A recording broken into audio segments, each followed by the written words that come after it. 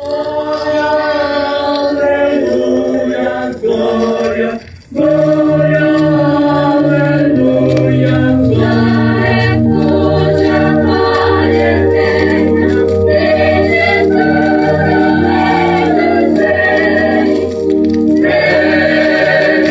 e conhecereis a verdade, e a verdade vos libertará. São João capítulo 8, versículo 32.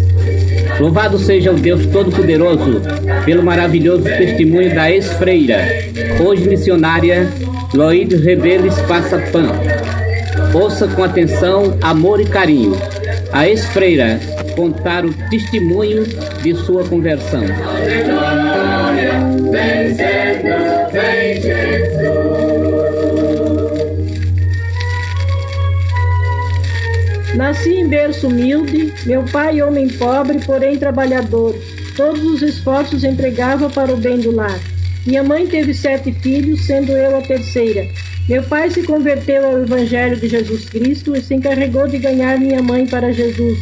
E em breve os dois foram batizados nas águas e tornaram-se membros da Igreja Evangélica Batista. O nome de meu pai é João Henrique Rebelo e de minha mãe Donata Ribeiro Rebelo. Cedo, porém, Deus se agradou de levar meu pai. Adoecendo, em poucos dias faleceu. Minha mãe ficou muito desolada, pois tinha 7 filhos para criar. A mais velha tinha 10 anos e o mais novo 7 meses de idade. Ela caiu gravemente doente durante longo tempo, gastando assim tudo que meu pai deixara. Depois foi aos poucos se restabelecendo e começou a trabalhar dia e noite para o sustento dos filhos. Na cidade onde residíamos, Bela Vista, estado de Mato Grosso, há um grande colégio de freiras da Congregação das Irmãs de São Vicente de Paulo, chamado Colégio Santo Afonso, juntamente com os padres redentoristas. Minha mãe buscou com eles e nos deram um colégio de graça. Começamos então a aprender a doutrina do romanismo. Todos os alunos eram obrigados a assistirem à missa todos os dias, e fomos ensinados naquela crença desde tenra idade. Minha mãe deixou de frequentar a igreja evangélica e logo abandonou a fé. Porém, não frequentou logo a igreja romana. Mas nós, incentivadas pelas freiras, começamos a insistir com ela para que fizesse a Páscoa, isto é, que confessasse e comungasse ao menos uma vez por ano. Ela, ao princípio, resistia, e por diversas vezes, quando chegamos em casa com uma imagem de santo, ela nos mandava queimar, dizendo que aquilo não era santo. Depois de algum tempo, ela fez a Páscoa e se filiou à Sociedade do Sagrado Coração de Jesus. Então os ídolos entraram em nossa casa. Daquela data em diante, a nossa vida foi para trás. Minha mãe adoeceu, o pomar do nosso quintal deixou de produzir abundantemente, uma fonte de água que também havia quase se secou. Todas essas coisas aconteceram e nós não sabíamos por quê. Depois que aceitei o Evangelho de Jesus Cristo e estudando a Bíblia, pude entender que foi porque abandonamos a fé no Deus vivo e buscamos os ídolos mudos. De todas as minhas irmãs e irmãos, eu fui quem mais se apegou à fé romana. Comecei a alimentar desde cedo o desejo de ser freira. Observava suas vidas e achava muito bonito. Todos os esforços empreguei para conseguir minha ida ao convento. Terminados os estudos, comecei a lecionar lá mesmo no Colégio das Freiras e tentava logo que pudesse ir para o convento. Mas eu precisava ajudar minha mãe e meus irmãos menores. Em 1949, vim para São Paulo, onde minha irmã mais velha já se encontrava, e ficamos em casa de um tio. Trabalhamos um ano e mandamos buscar o resto da família. Todos juntos trabalhando, nossa vida pôde melhorar. Eu ainda alimentava o desejo de ser freira. Era a única que praticava a fé romana, confessando e comungando quase todos os dias. Falava com minha mãe do desejo de ser freira. Minha irmã mais velha me dava conselhos para não ir. Dizia que eu deveria me casar e diversas vezes encontrei partidos excelentes, mas a ideia de ser freira estava acima de tudo. Eu queria servir a Deus e na minha mente só cabia este entendimento. Só no convento poderia servir a Deus como eu queria. Fui falar com a Madre Geral das Irmãs Vicentinas que eram as que eu conhecia, pois havia estudado em seu colégio. Contei-lhe minha vida e o desejo que desde criança alimentava. Ela muito se alegrou e mandou-me fazer o enxoval e levar um dote de 4.000 cruzeiros, o que para mim foi muito difícil naquela época, pois iria demorar muito para juntar aquele dinheiro e eu tinha pressa em ir. Então, através de uma colega que também foi para o convento, fiquei conhecendo a congregação das Irmãs da Providência em São Caetano do Sul. Falei com a superiora e ela facilitou tudo para mim. Surgiu, porém, o problema de eu ser filha de protestante, pois o convento não recebia uma moça que tivesse tido o pai protestante. Precisei então pedir licença para o Papa e esperar alguns meses para a resposta, até que tudo foi resolvido e eu tive a licença de poder ir. No ano de 1952, ingressei na congregação das Irmãs da Providência, indo para a cidade de Tietê, estado de São Paulo, onde estava instalado o noviciado daquele convento. Lá tudo era diferente da vida aqui fora. Fiquei com mais 11 companheiras e tudo nos foi ensinado como a crianças. Uma coisa, porém, eu percebi, é que não encontrei paz dentro daqueles muros. Minha alma continuava sentindo falta de alguma coisa que eu mesma não sabia o que era. Levantávamos às 5 horas da manhã e nos dirigíamos à capela, onde rezávamos ou cantávamos o ofício divino. Às 7 horas assistíamos à missa, tomávamos a primeira refeição, íamos para o trabalho ou estudo. Às 11h30, novamente à capela para uma visita a Jesus sacramentado. Saindo, íamos ao almoço, voltávamos à capela, depois tínhamos 15 minutos de recreio. Era o único momento em que podíamos conversar. Das 2 às 3 horas da tarde, era observado silêncio rigoroso. Nenhuma palavra poderia ser dita e nenhum barulho se podia fazer. Às 3 horas nos dirigíamos à capela para rezar ou cantar outra parte do ofício chamado Vésperas, e depois de rezar o rosário, íamos para o trabalho. Às 6h30 novamente à capela para outra parte do ofício, depois do jantar. Voltávamos à capela para outra visita a Jesus sacramentado. Tínhamos mais 15 minutos de recreio e às 9 horas novamente à capela, outra visita ao sacrário e depois íamos dormir. No fim de um ano, fiz a vestição religiosa, isto é, tomei o hábito de freira. Nesse mesmo dia foi trocado meu nome, de Eloíde Ribeiro Rebelo, para Soros Maria de Fátima, e passei para o ano canônico, empregando todos os esforços para minha santificação. Muitos sacrifícios, impunham-nos penitência todas as sextas-feiras. Era uma disciplina que se aplicava com uma corda amarrada com nós, e com ela tomávamos uma surra, enquanto a Madre Mestra rezava uma Salve Rainha. Esta disciplina era para a santificação da carne. Se cometíamos uma falta, voluntária ou involuntária, se quebrávamos qualquer coisa, se estragávamos mesmo que fosse um pedaço de papel ou um fio de linha, tínhamos que confessar aquela falta e pedir uma penitência para repará-la, e isto tinha de ser feito na presença das companheiras. A penitência era dada em conformidade com o erro praticado, tal como rezar algumas orações, ficar em jejum, ficar sem o café ou sem o almoço, carregar às costas uma esteira, ajoelhar-se no meio da capela e assim por diante. Tive por algum tempo a incumbência de fazer a leitura no refeitório e li certa vez acerca do padre Luiz Scrosop, fundador da congregação das Irmãs da Providência, que ele fazia muitos sacrifícios para a própria santificação, chegando ao extremo. Ele usava sobre a cintura um cinto de alfinetes que, quando colocava sobre a pele, aqueles defincavam de tal maneira que se formavam feridas no seu corpo. Isto se chama cilício. É usado de diversas formas em diversas partes do corpo. É um sacrifício dito por eles para o padre ou a freira conseguir a santificação. Eu digo agora que conheço a verdade, que este sacrifício e todos os outros é uma obra satânica para judiar das criaturas criadas à imagem e semelhança de Deus, de maneira a encurtar-lhes a existência e lançá-los no inferno. Pois Cristo verteu seu sangue, oferecendo-se em sacrifício por todos os homens, para que todos pudessem encontrar salvação e santificação através da fé no seu nome. Porque pela graça sois salvos por meio da fé, e isto não vem de vós, é dom de Deus. Não vem das obras para que ninguém se glorie. Efésios capítulo 2, versos 8 e 9. Jesus também diz em São Mateus capítulo 9, verso 13: misericórdia quero e não sacrifício.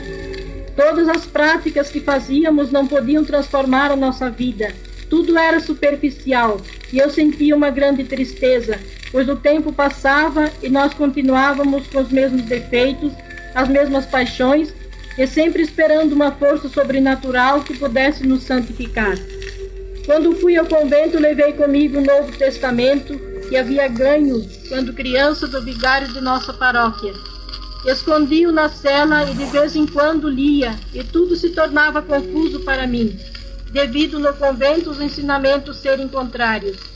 Por algumas vezes fiz perguntas à Madre Mestra acerca dos ensinamentos do Novo Testamento, o que ela nunca me respondeu, e por fim ela me tirou, dizendo que eu não poderia entender, e assim era melhor não lê-lo. Depois de um ano que estava lá, comecei a adoecer, enfraquecendo muito. As superiores me mandaram para o hospital em Sorocaba, fiquei em tratamento, depois voltei para Tietê. E como não melhorasse, elas me mandaram ficar em casa com minha família. Logo que voltei para casa, fiquei forte de novo. Nesse tempo, minha mãe ficou doente, foi internada, e os médicos constataram que ela tinha um câncer no estômago e estava desenganada. Eu me encontrava restabelecida e queria voltar para o convento, porém, vendo minha mãe naquele estado, pensei em esperar mais tempo.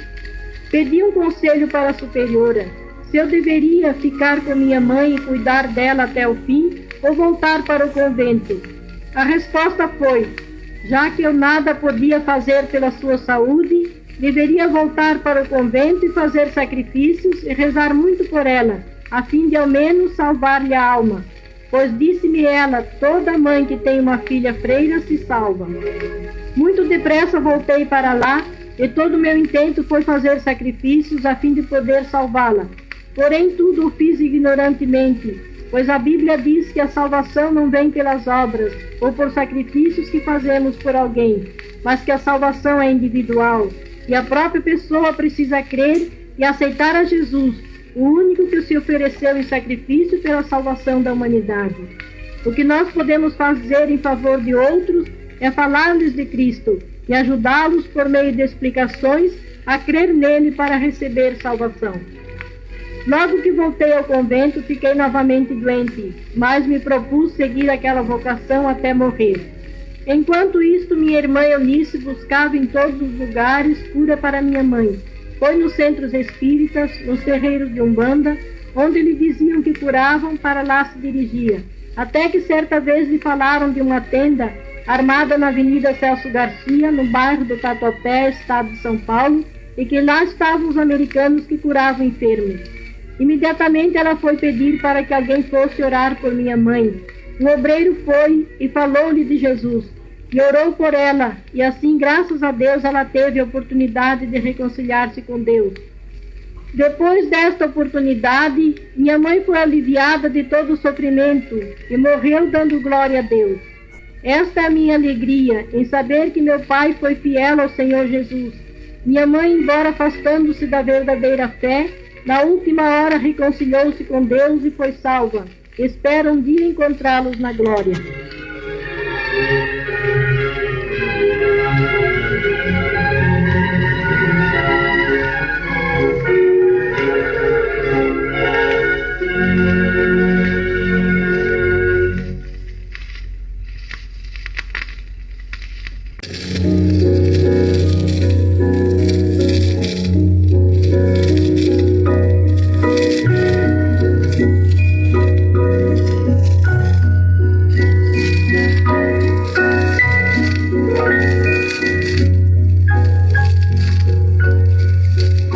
Depois da morte de minha genitora, minha situação agravou-se de tal forma que as madres temiam que eu também viesse a morrer.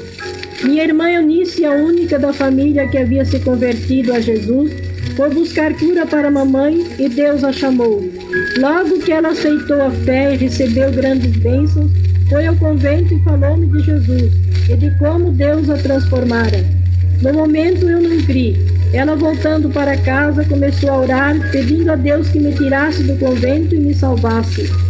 Quando as superioras viram que eu não tinha nenhuma melhora, mandaram-me a São Paulo e fiquei no Hospital Leão XIII. Fiz diversos exames e por fim os médicos disseram para as superioras que eu não poderia continuar no convento, pois se eu lá continuasse iria morrer dentro de 2 ou 3 meses. Elas me mandaram ficar junto de minha família e fui para a casa de minha irmã mais velha, que já estava casada. Eu fui muito contra a minha vontade, pois eu queria morrer no convento. Quando Eunice soube que eu estava lá, foi me falar de Jesus.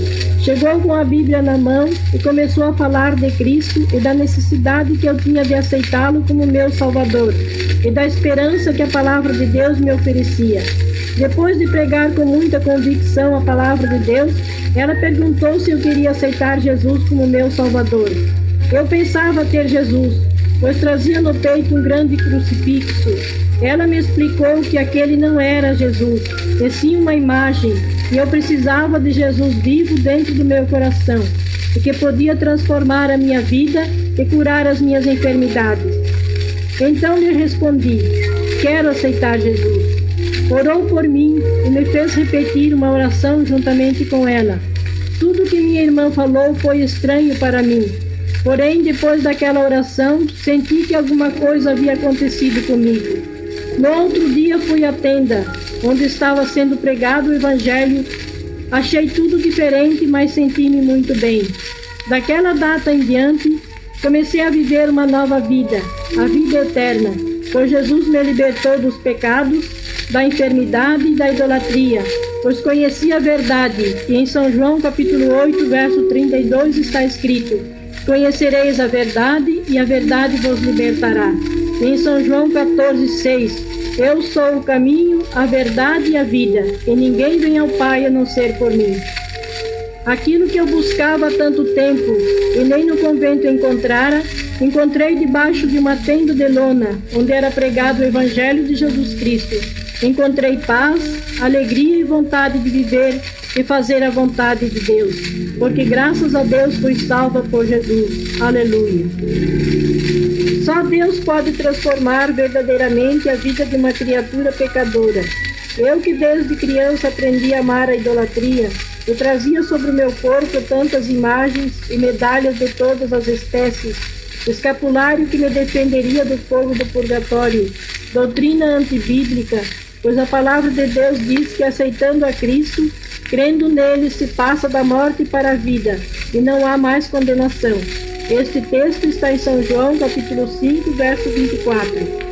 Eu trazia sobre o pescoço um grande crucifixo, e minha função no convento quase sempre foi de limpar a capela, o altar, arrumar as flores e velas, limpar as imagens dos santos. Tinha muito apego aos ídolos, mas depois de aceitar Jesus e examinar a Bíblia, aquela tradução do Padre Matos Soares, que é a chamada Bíblia Católica, eu li que Deus aborrece os ídolos, os que os fazem e os que os servem. Decidida a obedecer a Deus, aborreci os ídolos. Peguei tudo que tinha de imagens, livros de reza do convento e os queimei, e quebrei com martelo. E graças a Deus senti completa libertação, pois a idolatria é abominação a Deus, e enquanto alguém as conserva em sua casa, sua vida se conserva embaraçada. Deus quer completa limpeza de alma e de corpo, e também da nossa casa. E não há coisa que mais enfeie a nossa residência do que as imagens, pois Deus a não pode suportar por ser abominação a Ele. Livro da Sabedoria, capítulo 14, versos 7 a 14. Satanás lutou muito comigo no começo da minha conversão, para me fazer desanimar e voltar atrás. Lançava-me dúvidas e tentações terríveis, e somente tive vitórias, porque Deus me ajudava e confortava, e usava seus servos e servas para me ajudarem e consolarem com suas orações. Certa vez, uma grande tristeza se apoderou de mim, e comecei a pensar em muitas coisas, sentindo-me completamente só, sem pai, sem mãe, e as irmãs não aceitaram a fé e nos combatiam. Só Eunice me ajudava, mas ela ia se casar e eu ficaria só. Mas tomando a Bíblia, abri no Salmo 27, verso 10. Porque quando meu pai e minha mãe me desampararem, o Senhor me recolherá. Esta palavra falou profundamente em meu coração e senti uma grande alegria, pois Deus naquele momento me tomou para si. Daquele dia em diante eu soube confiar mais em Deus e até hoje o sinto ao meu lado em todos os momentos de minha vida, guiando meus passos e me livrando do mal. Sempre amei o conhecimento e tenho grande sede de aprender a palavra de Deus cada dia, porque ela é nova a cada manhã. Por isso não faltava à igreja nos cultos de doutrina e ficava até altas horas da noite examinando a Bíblia. Fui descobrindo então que a Bíblia é uma só, seja qual for a tradução, é a palavra de Deus. Os mestres muitas vezes é que são falsos e não ensinam de acordo com a palavra. Havia sido ensinada que poderíamos ser salvos através dos santos e principalmente por meio de Maria, que foi colocada pelo Papa como a medianeira de todas as graças. Eu li na Bíblia este versículo: e em nenhum outro há salvação, porque também debaixo do céu nenhum outro nome há dado entre os homens pelo qual devamos ser salvos. Atos 4, verso 12. E mais outro, na primeira carta a Timóteo, capítulo 2, versos 5 e 6. Porque há um só Deus e um só mediador entre Deus e os homens, que é Jesus Cristo, o homem, o qual se deu a si mesmo em preço de redenção por todos. Falaram-me que eu poderia receber o batismo com o Espírito Santo e ele daria dons espirituais. Eu que precisava de mais poder para vencer-me a mim mesma e queria também realizar a obra de Deus nesta terra, comecei a buscar este batismo em reuniões de oração, mas Satanás me lançou uma dúvida. Quando as pessoas recebiam o Espírito Santo e falavam em línguas estranhas e profetizavam, a dúvida era: será que é mesmo dada pelo Espírito Santo esta língua? E assim, em diversas reuniões, eu ficava pensando e fazia força para crer, mas não podia. Queria tirar aquela dúvida de meu coração e não conseguia. Então orei ao Senhor e pedi que me mostrasse a verdade e afastasse de mim aquela dúvida. Em uma das reuniões, ajoelhada perto da Eunice, ela começou a falar em latim, e nessa língua magnificava a Deus. Eu sabia que ela desconhecia o latim. Eu, porém, sabia e entendia, pois havia estudado um pouco de latim. Naquele momento, a dúvida saiu de meu coração, e eu recebi o batismo com o Espírito Santo e comecei a falar em línguas estranhas, ou língua dos anjos, como explica a Bíblia. Assim, Deus fez muitas maravilhas para me ensinar, e eu o glorifico por isso. Comecei então a pregar o Evangelho a outras pessoas, testificando do que Deus tinha feito em minha vida. Nunca havia pensado em me casar, sempre recusei todos os pedidos de casamento. Porém, depois que me converti, orei a Deus nesse sentido, e que se fosse de sua vontade, que Ele mesmo me preparasse um moço. E Ele o preparou, José Espaçapã, e nos casamos. Isto não me impediu no trabalho do Senhor, e no mesmo dia partimos para Belo Horizonte, a fim de trabalharmos na obra de Deus. E até hoje temos trabalhado, pregando o Evangelho do Reino e anunciando a todos que Jesus vem em breve. Fazem 24 anos desde minha conversão. Temos visto muitas maravilhas nesta obra maravilhosa, muitas conversões, curas, libertações, e também temos atravessado muitas lutas, perseguições, mas em todas temos obtido vitórias, porque Deus está conosco e não nos desampara. Tenho 4 filhos, já todos moços: Miriam, Gesimiel, Gerson e Paulo.